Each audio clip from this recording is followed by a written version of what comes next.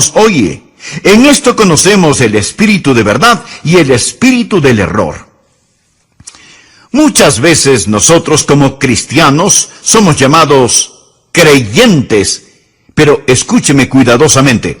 La incredulidad es una virtud. Mire la primera frase de este capítulo. Amados, no creáis a todo espíritu. ¿Lo ve? Amados, no creáis, no creáis. Por supuesto hay cosas maravillosas en las cuales necesitamos creer, y la vida cristiana es una vida de fe. Y la Biblia dice que sin fe es imposible agradar a Dios. Pero por favor recuerde lo siguiente. No se nos dice que debemos creer cualquier cosa. La fe no es mejor que su origen, y la fe no es mejor que su objetivo. De alguna manera tenemos la idea de que estamos supuestos a creer cualquier cosa y todas las cosas solo porque somos creyentes. Permítame decirle lo que es la fe. Fe no es simplemente decidir qué es lo que quiero creer y entonces creerlo. Fe tampoco es tratar de creer que lo que usted cree no es verdad. Un niñito dijo, fe es creer lo que usted sabe que no es. Pero eso tampoco es fe. Fe es recibir una palabra de Dios y actuar.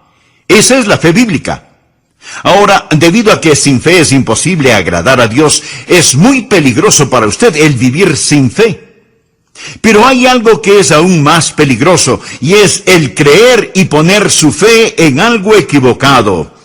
Miremos nuevamente el versículo 1. Amados, no creáis a todo espíritu, sino probad los espíritus si son de Dios, porque muchos falsos profetas han salido por el mundo. El apóstol Juan está advirtiendo contra los falsos profetas. Y esto es muy interesante porque en esta su primera epístola encontramos que la palabra amor es una palabra muy significativa. Pero justo en medio de este pasaje que habla del amor, él nos advierte contra los falsos profetas. Porque algunas veces tenemos la idea de que para poder amar necesitamos ser blandos o necios. Amigo, necesitamos tener un corazón blando, pero no una cabeza blanda. Porque somos amorosos, eso no significa que debemos poner nuestros brazos alrededor de todo el mundo y decir, que Dios le bendiga. Su fe es tan buena como la mía. No nos considerarían cristianos si pensáramos que hay alguna diferencia. Será un gran día cuando los seres humanos se vuelvan de su religión a la fe en el Señor Jesucristo. Amigo, todo lo que es espiritual no es necesariamente de Dios. La Biblia dice, no creáis a todo espíritu, sino probad los espíritus si son de Dios. ¿Sabe? Yo estoy asombrado no solo de que mucha gente no crea, sino sobre todo de lo que mucha gente sí cree. Durante la época de Navidad hay una lucha titánica entre Cristo y el anticristo. Y esta lucha viene desde tiempo inmemorial. El diablo prefiere que usted crea algo equivocado en vez de que haga algo erróneo. ¿Por qué? Porque del pensamiento nacen las acciones. Si Satanás puede poner malos pensamientos en su mente, entonces él no tiene que preocuparse por sus acciones. Lo que el hombre piensa, eso es. Siembre un pensamiento y cosechará una acción. Siembre una acción y cosechará un hábito. Siembre un hábito y cosechará un carácter. Siembre un carácter y cosechará un destino. Todo empieza con el pensamiento. Por eso el diablo trata de establecer un sistema de creencias falso. Y así como la Biblia nos enseña qué creer, también en forma clara y absoluta nos dice, amados, no creáis a todo espíritu. Pruebe los espíritus para ver si en realidad son de Dios. Aquí Dios nos está diciendo que debemos probar nuestra fe. Y de paso quiero decirle que la fe que no puede ser probada, no puede ser confiada. Póngala a prueba. Primera de Tesalonicenses 5:21 dice, examinadlo todo. Ahora, ¿qué razón tenemos para creer lo que creemos? ¿Cuál es la diferencia en esta época de Navidad entre el verdadero espíritu de la Navidad y el espíritu falso que está en el mundo? ¿Cuál es la diferencia entre Cristo y el anticristo? Es mejor que usted lo sepa, que lo aprenda, que pueda discernir la diferencia entre un verdadero profeta y un profeta falso. Porque detrás de cada profeta hay un espíritu. O es el espíritu de Satanás, o es el espíritu del Dios omnipotente. En esta época en la cual vivimos, estamos siendo bombardeados por toda clase de cosas. ¿Cómo se prueba un profeta? Voy a mencionar 3 o 4 cosas para que usted las anote. Estas no están específicamente en el texto, pero cuando hagamos referencia al mismo, enfocaremos este asunto un poco más. Así que voy a mencionar algunas maneras en que usted puede probar si un profeta es o no de Dios. Primero, pruébelo por sus métodos. Anote al margen Judas 4. Porque algunos hombres han entrado encubiertamente, los que desde antes habían sido destinados para esta condenación, hombres impíos que convierten en libertinaje la gracia de nuestro Dios, y niegan a Dios el único soberano y a nuestro Señor Jesucristo.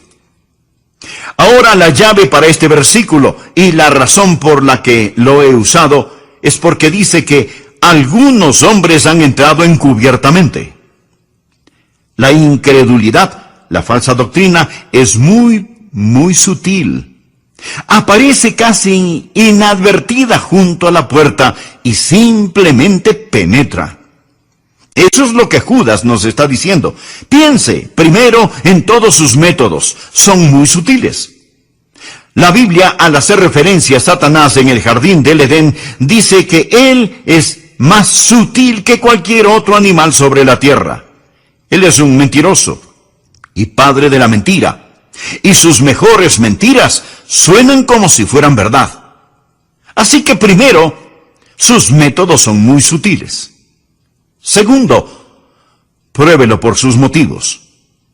Leamos lo que dice 2 de Pedro capítulo 2, versículos 2 y 3.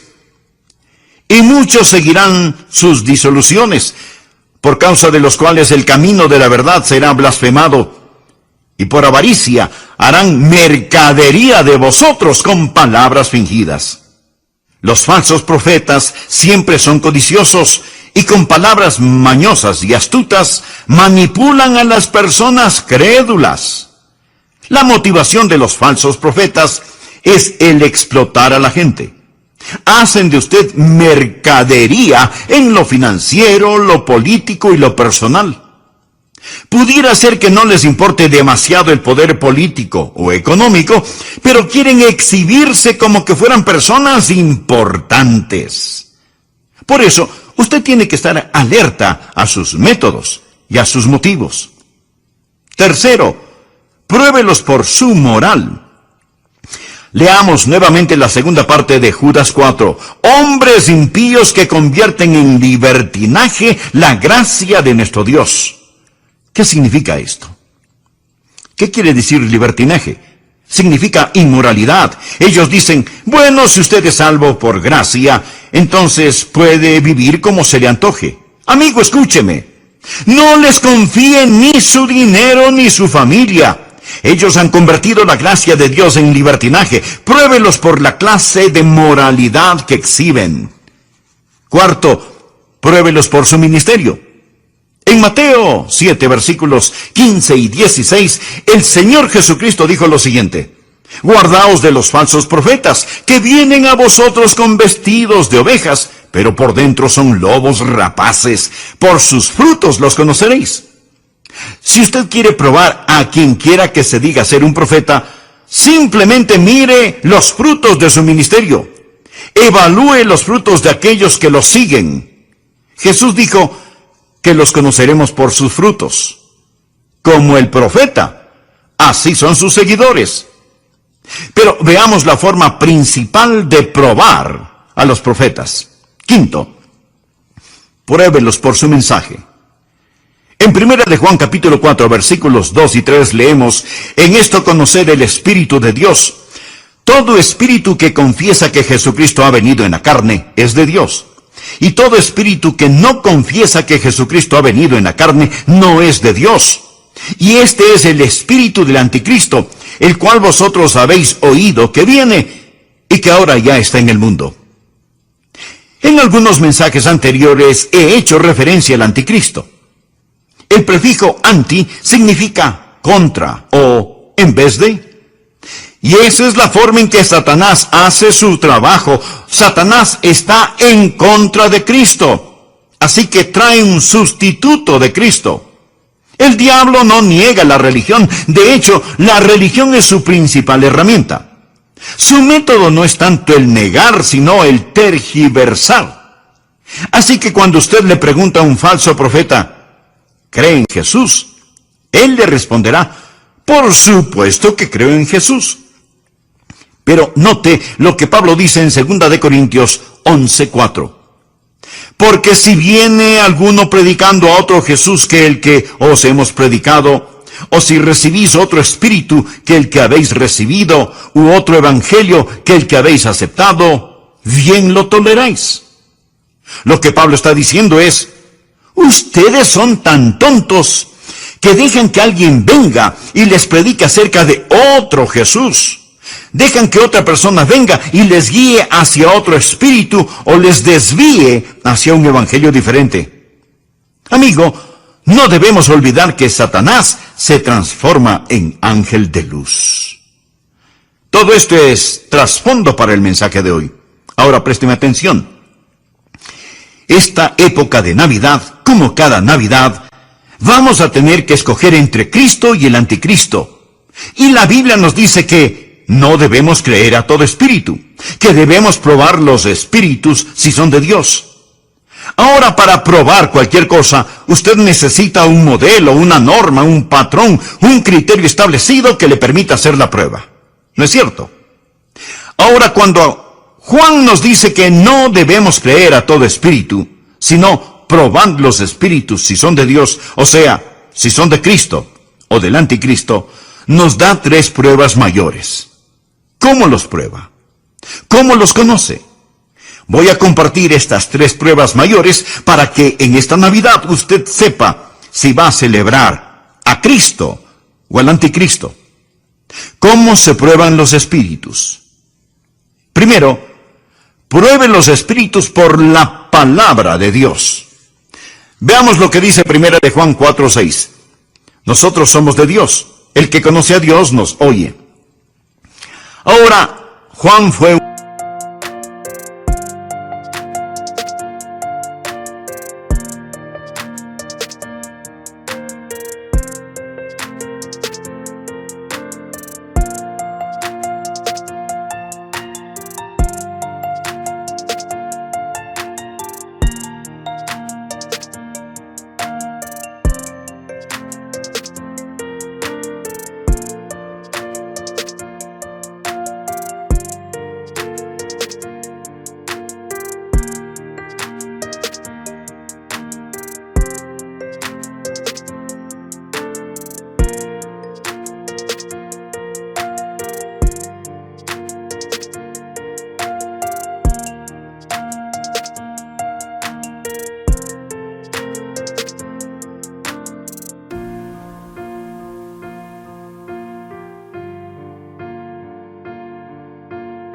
un apóstol, y él, junto con los otros apóstoles, trajo la palabra de Dios.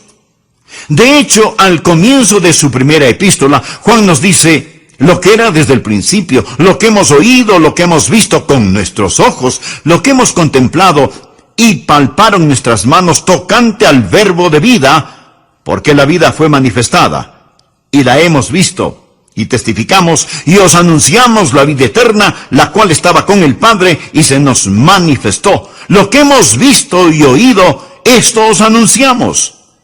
Los apóstoles fueron aquellos que vieron a Jesús, oyeron a Jesús, fueron ungidos y separados para traer la palabra de Dios. Esta es la razón por la cual la Biblia dice que somos edificados sobre el fundamento de los apóstoles y profetas.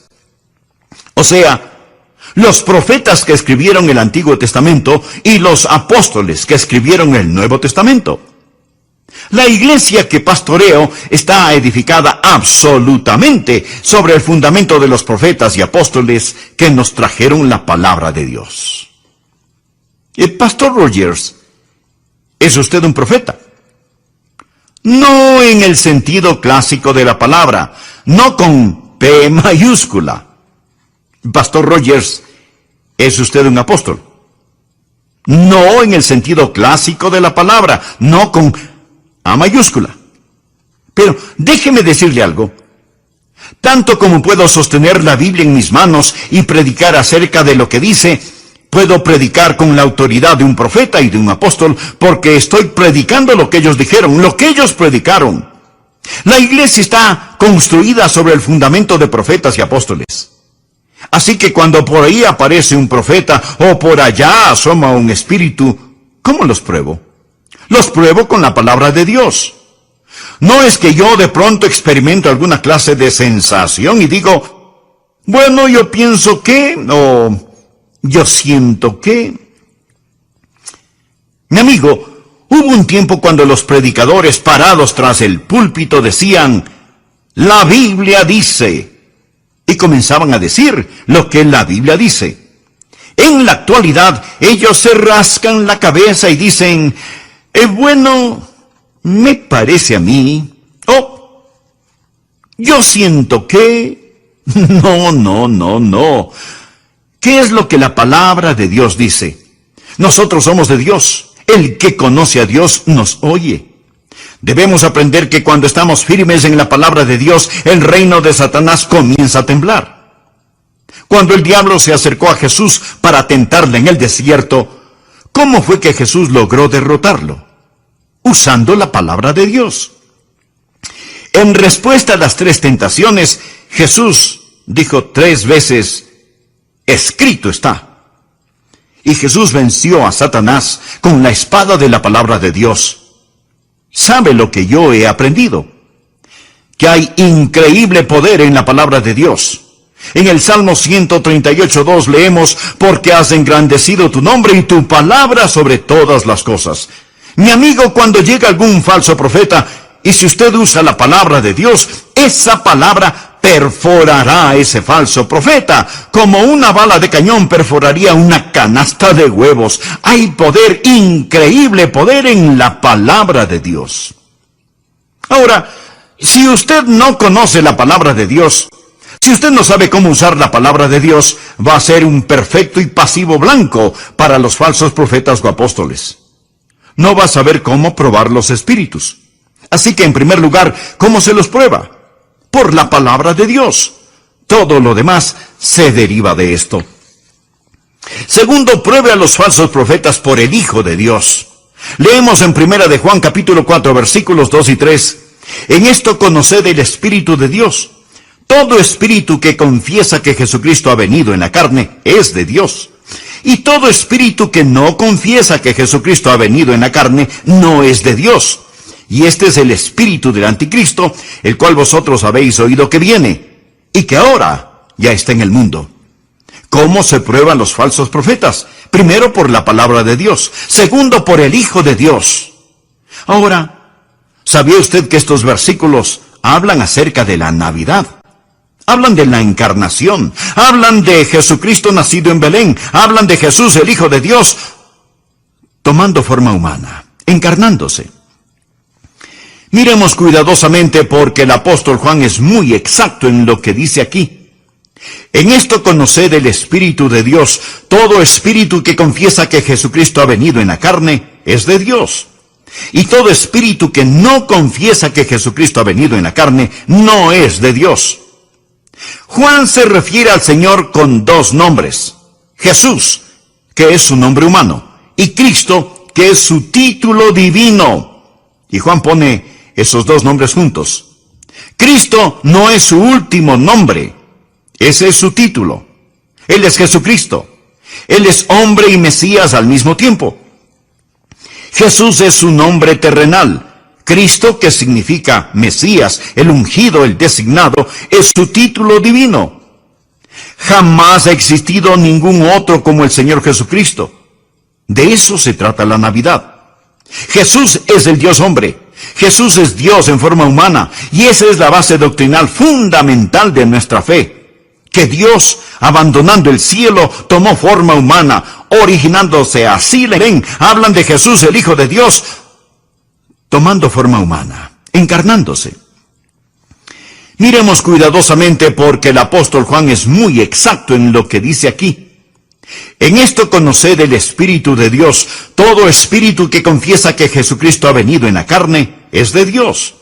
Y todo espíritu que no confiesa que Jesucristo ha venido en la carne no es de Dios. Juan se refiere al Señor con dos nombres. Jesús, que es su nombre humano, y Cristo, que es su título divino. Y Juan pone esos dos nombres juntos. Cristo no es su último nombre. Ese es su título.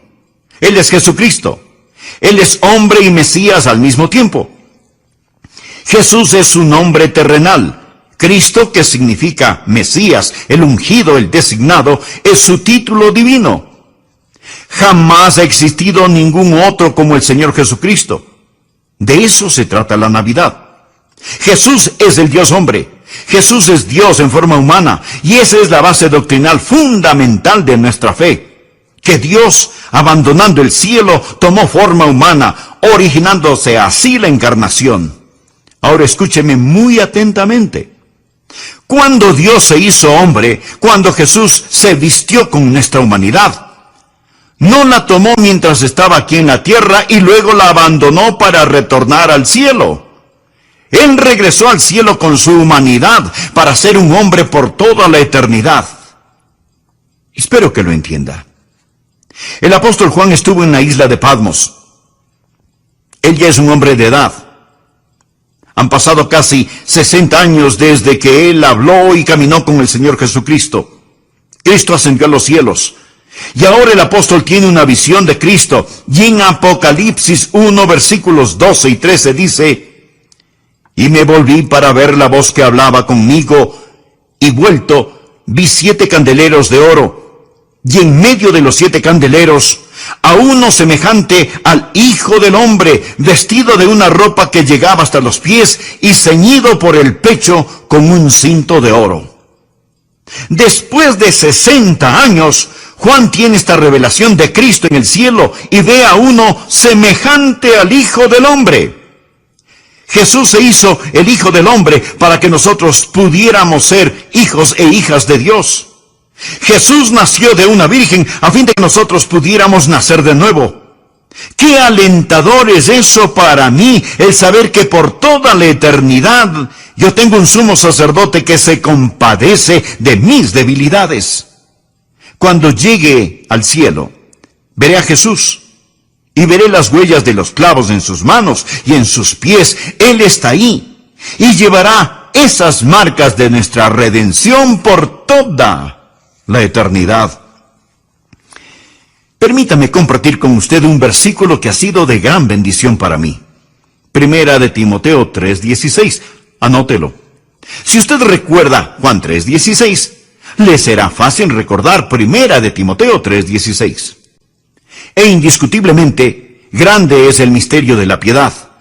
Dios fue manifestado en carne, justificado en el Espíritu, visto de los ángeles, predicado a los gentiles, creído en el mundo, recibido arriba en gloria.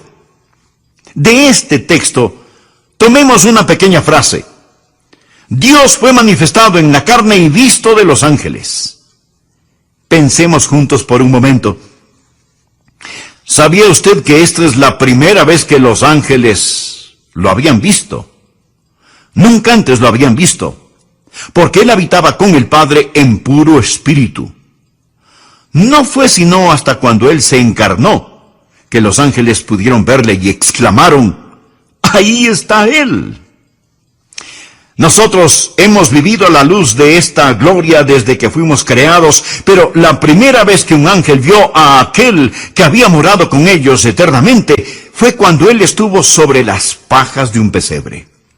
Entonces fue visto de los ángeles. ¿No es eso extraordinario?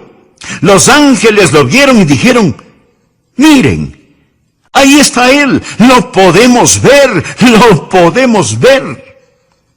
Él se hizo hombre. Sigue siendo un hombre. Juan lo vio en la gloria, uno semejante al Hijo del Hombre. Su nombre es Jesús. Esa es su humanidad. Pero su título es Cristo. Jesucristo vino en la carne. Él es tan hombre como si no fuera Dios de ninguna manera, pero es tan Dios como si no fuera hombre de ninguna manera. No es mitad Dios y mitad hombre, y no es solo hombre y no Dios, ni solo Dios y no hombre. Él es el Dios hombre. Jamás habrá otro como Él. De eso se trata la Navidad. Y si usted no entiende esto, tampoco entenderá la Navidad. Y si usted no acepta esto, usted no es de Cristo. Usted, mi amigo, es del anticristo. Eso es lo que Juan dice aquí. No crea a todo espíritu. Pruebe los espíritus si es que son de Dios. No permita que alguien venga y le impresione al decir: oh, creemos en Jesús, gran profeta, gran maestro. Pero niegan su deidad. Es una herejía el negar su humanidad, tanto como es una herejía el negar su divinidad. Voy a citar las palabras de un ministro religioso. Dijo: nosotros los clérigos liberales ya no estamos interesados en la moderna controversia fundamental. Creemos que no debemos perder nuestro tiempo en eso. En lo que tiene que ver con nosotros, no hace ninguna diferencia si Jesucristo nació de una virgen o no. Ni nos molestamos en dar una opinión al respecto. Mi amigo, religiosos así deben dejar el púlpito y conseguir otro tipo de trabajo. Otro predicador dijo lo siguiente: hemos cerrado nuestras mentes a consideraciones triviales como la cuestión de la resurrección de Cristo. Si los fundamentalistas desean creer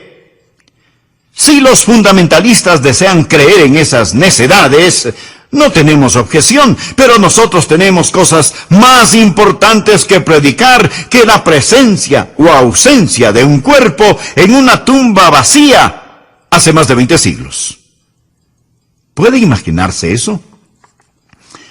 Ahora voy a citar lo que dijeron dos líderes denominacionales. El primero dijo: Cristo fue un bastardo que se levantó por sobre las circunstancias de su desafortunado nacimiento.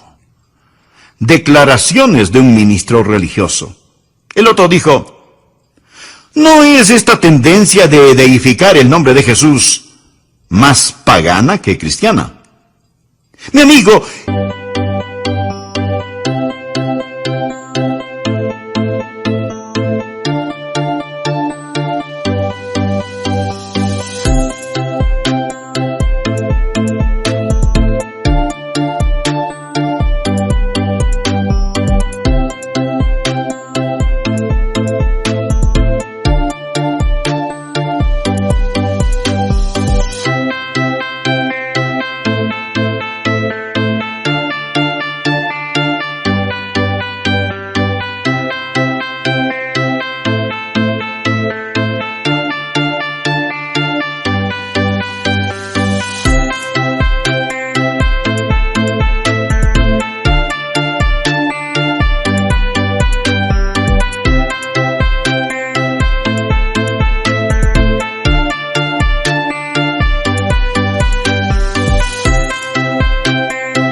esas son las clases de herejías que se están predicando desde los púlpitos hoy en día y que revelan el espíritu del anticristo.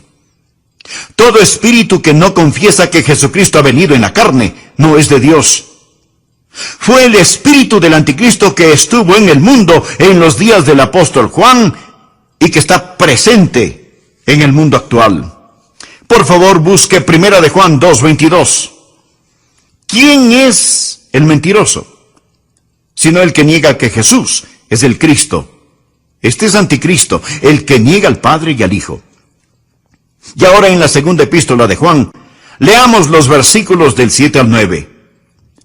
Porque muchos engañadores han salido por el mundo que no confiesan que Jesucristo ha venido en la carne.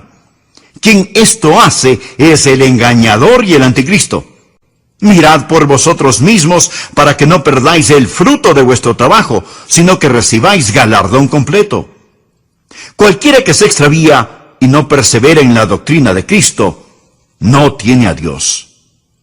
Amigo, no hay forma de que usted puede estar en lo correcto acerca de Dios y equivocado acerca de Cristo. El que persevera en la doctrina de Cristo, ese sí tiene al Padre y al Hijo. Si alguno viene a vosotros y no trae esta doctrina, no lo recibáis en casa, ni le digáis, bienvenido, porque el que le dice bienvenido, participa en sus malas obras. Veamos nuevamente 1 de Juan 4:2. En esto conoced el Espíritu de Dios, todo espíritu que confiesa que Jesucristo. Recuerde, Jesús en cuanto a su humanidad, Cristo en cuanto a su divinidad, ha venido en la carne. Subraye esa frase que habla de su preexistencia. Usted y yo, unigénito al mundo. A veces en forma sentimental y romántica decimos que los bebés vienen del cielo. Pero todos saben que biológicamente los bebés se forman en el vientre de la madre. Y eso es un milagro extraordinario ciertamente. Pero el Señor Jesucristo, cuando nació en Belén, fue quien creó a su propia madre y era tan anciano como su propio padre. Él no tuvo su comienzo en Belén. Dios envió a su Hijo. Jesucristo vino a este mundo en forma humana y desde ese mismo instante Dios se manifestó en la carne. ¿De qué estamos hablando? Estamos hablando de no creer a todo espíritu. Estamos hablando de probar los espíritus para ver si son de Dios. ¿Y cómo lo hacemos? Primero por la palabra de Dios. El que conoce a Dios nos oye, dice el apóstol Juan. Segundo, por el Hijo de Dios. Descubran lo que ellos creen acerca de Jesús. A quien quiera que se acerque hasta su puerta, ofreciéndole sus baratijas religiosas, pruébelos con Jesús.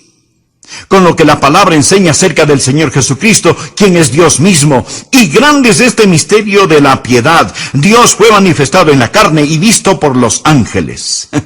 Me fascina esa declaración bíblica. Pero sigamos adelante. ¿Cómo se prueban a los falsos profetas? Primero, por la palabra de Dios. Segundo, por el Hijo de Dios. Y tercero, pruébelos por el Espíritu de Dios. 1 de Juan 4, versículos del 4 al 6. Hijitos, vosotros sois de Dios y los habéis vencido, porque mayor es el que está en vosotros que el que está en el mundo. Ellos son del mundo, por eso hablan del mundo y el mundo los oye. Nosotros somos de Dios. El que conoce a Dios nos oye. El que no es de Dios no nos oye. En esto conocemos el espíritu de verdad y el espíritu de error. Los prueba por el Espíritu de Dios. En el libro de Eclesiastés leemos, cordón de 3 dobleces no se rompe fácilmente. ¿Cuál es el cordón de 3 dobleces que tenemos aquí? La palabra de Dios, el Hijo de Dios y el Espíritu de Dios. Es muy importante que usted tenga estos 3 cordones juntos. Jamás piense que usted puede tomar la Biblia y por superioridad intelectual comprender todas las sutilezas de las falsas doctrinas. Usted nunca comprenderá la Biblia a menos que el Espíritu Santo le enseñe, a menos que el Espíritu Santo abra su entendimiento. La Biblia dice muy claramente que Satanás es tan astuto que si fuera posible, engañará aún a los elegidos. Así que usted no solo debe tener la palabra de Dios, que le dice acerca del Hijo de Dios, sino que también debe tener el Espíritu de Dios, que le ayude a entender la palabra de Dios, a fin de que pueda conocer al Hijo de Dios. Y todo esto está unido. En la parábola del redil, Jesús dijo, y cuando ha sacado fuera todas las propias, va delante de ellas, y las ovejas le siguen porque conocen su voz. Mas al extraño no seguirán, sino huirán de él, porque no conocen la voz de los extraños. Amigo, ¿conoce usted la voz del Espíritu Santo? ¿Conoce usted la voz del Señor Jesucristo?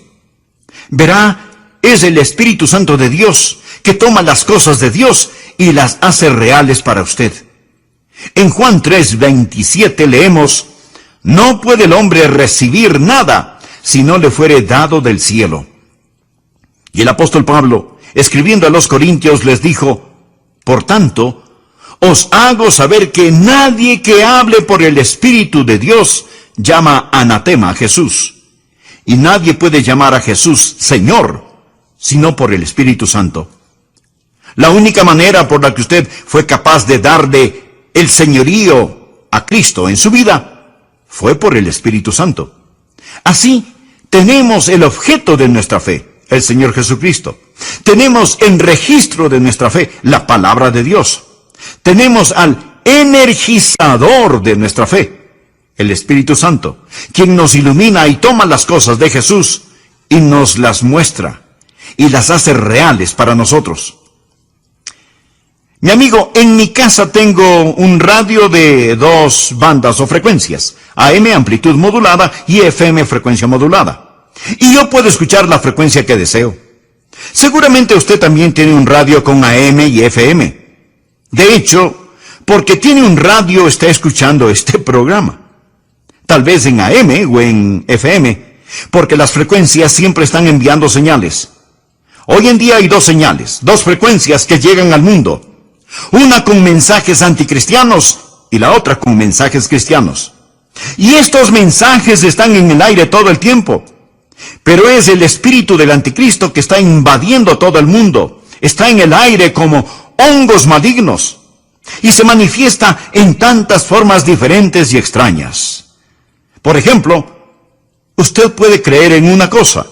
Yo puedo creer en otra cosa. Lo que usted cree es verdad para usted y lo que yo creo es verdad para mí. ¿No es estupendo que cada persona pueda crear su propia verdad? Mi amigo, ese es el...